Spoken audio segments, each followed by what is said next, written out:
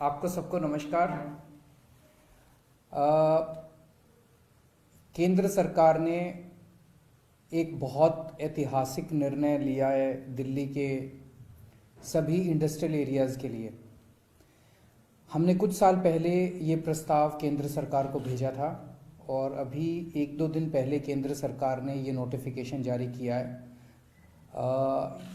इसके बाद दिल्ली के जितने इंडस्ट्रियल एरियाज़ हैं उनकी सबकी पूरी तरह से सूरत बदल जाएगी।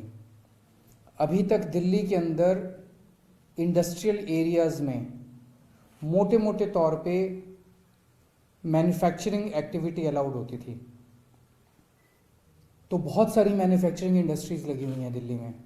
आप देखते होंगे सरिये बनाने की, स्टील की, प्लास्टिक की, किस्म किस्म की मैन्युफैक्चरिंग इंडस्ट्रीज़ दिल्ली के अंदर, दिल्ली के इंडस्ट्रियल एरियाज़ में, जो बहुत ज़्यादा पोल्यूशन फैलाती है। आप देखते हैं वहाँ पे कितना, अगर किसी भी इंडस्ट्रियल एरिया में चले जाएं तो कितनी बुरी हालत वहाँ देखने को मिलती है। अब ये निर्णय लिया गया है कि दिल्ली के अंदर कोई भी नई इंडस्ट्रियल एक्टिविटी, कोई भी अगर नया इंडस्ट्रियल एरिया बनेगा तो वहाँ पे केवल और केवल हाईटेक इंडस्ट्री और सर्विस इंडस्ट्री अलाउ की जाएगी। कोई भी मैन्युफैक्चरिंग एक्टिविटी अलाउ नहीं की जाएगी। तो केवल हाईटेक इंडस्ट्री और सर्विस इंडस्ट्री नए इंडस्ट्रियल एरिया के अंदर। और जितने पुराने इंडस्ट्रियल एरियाज़ हैं वहाँ भी उनको मौका दिया जाएगा। जो जो लोग चाहेंगे वो अपनी एग्जिस्टिंग इंडस्ट्री बंद करके ये नई इंडस्ट्रियल एक्टिविटी यानी कि सर्विस इंडस्ट्री या हाईटेक इंडस्ट्री लगा सकते हैं।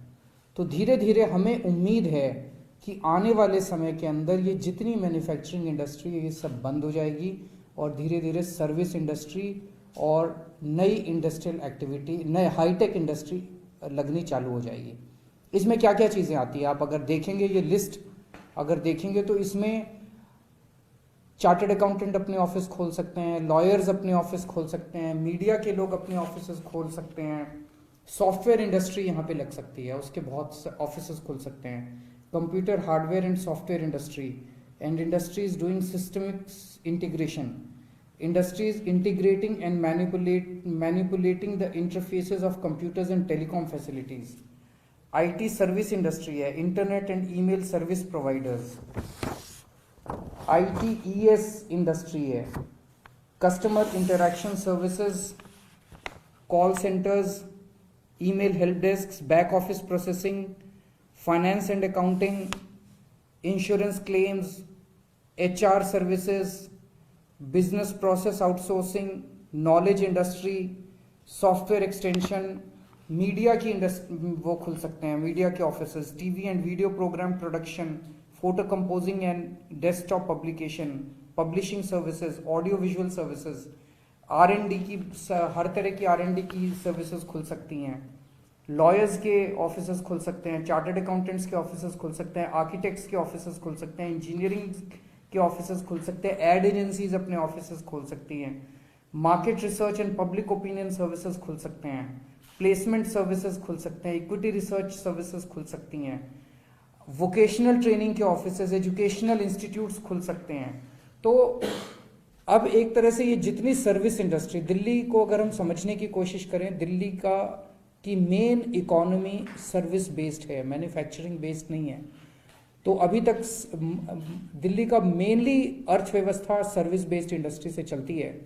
अभी तक ये जितनी सर्विस बेस्ड इंडस्ट्री मैंने बताई है ये सारे के सारे ऑफिस की कैटेगरी में आते थे मास्टर प्लान में, और ये केवल कॉमर्शियल एरिया में खुल सकते थे। कॉमर्शियल एरिया में रेट बहुत ज़्यादा थे, इसीलिए वहाँ पे उतने ये वाले ऑफिस खुल नहीं पा रहे थे। तो ये सारे ऑफिस उठ के गुड़गांव या नोएडा या फरीदाबाद जाते थे। अब इनको दूसरे शहरों में जाने की ज़रूरत नहीं पड़ेगी। इन लोगों को चीप रेट पे, सस्ते रेट पे इन इंडस्ट्रियल एरियाज़ के अंदर और काफ़ी स्पेस मिलेगी। तो मैं समझता हूँ कि अब दिल्ली के इंडस्ट्रियल एरियाज़ के अंदर पोल्यूटिंग इंडस्ट्री ख़त्म होगी और दिल्ली के हमारे इंडस्ट्रियल एरिया साफ सुथरे, neat, clean, green industrial area बनेंगे। और ये पिछले 3-4 साल पहले हम लोगों ने प्रस्ताव भेजा था। पिछले 3-4 महीने से मैं हरदीप पुरी साहब के पीछे पड़ा हुआ था।